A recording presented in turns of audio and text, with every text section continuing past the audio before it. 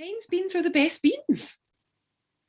It's bizarre. I had this discussion with my mum a few weeks ago. We were in Sainsbury's and we were in the tin aisle and she was buying, I think, beans and spaghetti hoops. And she'd said, any spaghetti hoops are spaghetti hoops. You can buy them in any brand. That doesn't matter.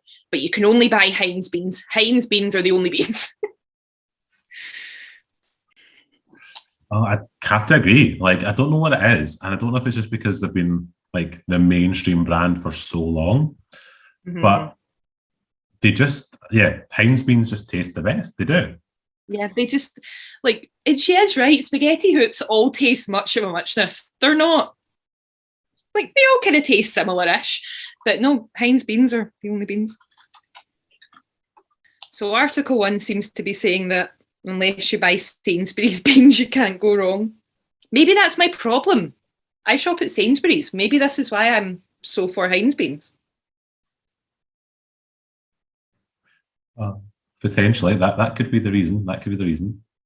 Yes, Article 1 basically covers the fact that the student was at university, beans on toast became a regular staple of his meal. He decided to do a test and find out which was better, Heinz, the well-known brand, or the supermarket one. And as long as you don't go to Sainsbury's, you're fine. Any of them will do. Marks and Spencer's are even better. Really? Yeah, he says Marks and Spencer's are best. Oh, wise. But I think also what I find really interesting about the article is, like, if you look at the way they talk about the Sainsbury's baked beans, it's like a hard bean, thin sauce, less a tad disappointment. But like, they don't talk about the sauce or how the beans are in the Heinz ones. Mm-hmm. They just basically go on about how they are really popular, commonly sold. There's loads of different variations of them, but he doesn't actually tell you why the beans are worthy of the title.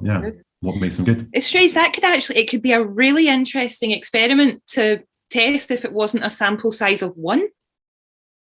See if it had been hundreds of people testing all these things and all giving their opinion. It could have given some interesting information, but it's one person's opinion. Yeah. Their panel of bean eaters. How do you become a bean eater professionally? I know. I want that job. I'll quit uni and go be a bean eater.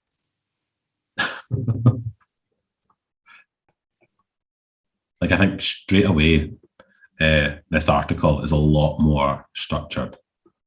Yes. Like, the fact that there was a survey conducted, they asked a large number of people. There was different, like, criteria for the categories for what they had to mark them on. There was a scoring system. Like, critically, this article is a lot stronger than the first one. The first one was a lot more emotional, where this one is a lot more fact-based. Yeah, and even though it's still very much opinion-based, it's based on the opinions of 120 people, so you'd take it a bit more seriously because there is not just one person talking about it, I think. Yeah. Beans means Heinz.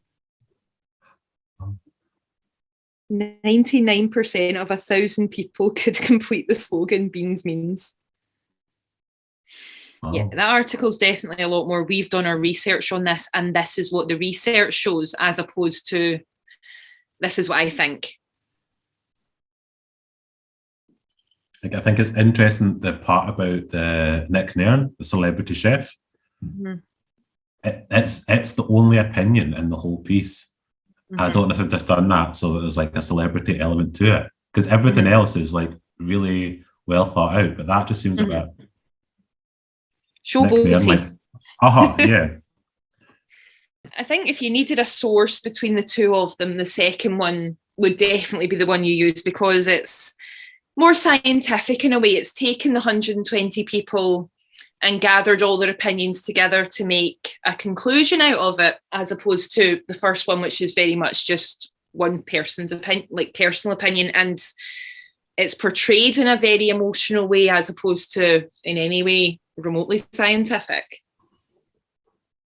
Yeah, so the second one is definitely just like a presentation of the results of the taste test done by 120 people, whereas the first one is kind of a mixture of commentary, thoughts, and then his thoughts and opinions on the product.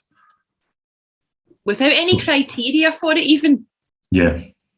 Like there was no structure to the first one either. So like his thoughts about the beans were not the same throughout, whereas in the second one, there's clear standards that they have to judge the beans on. Yeah, they've made baked beans as scientific as they possibly can. That's a sentence I never thought I would say in a Thursday afternoon. No.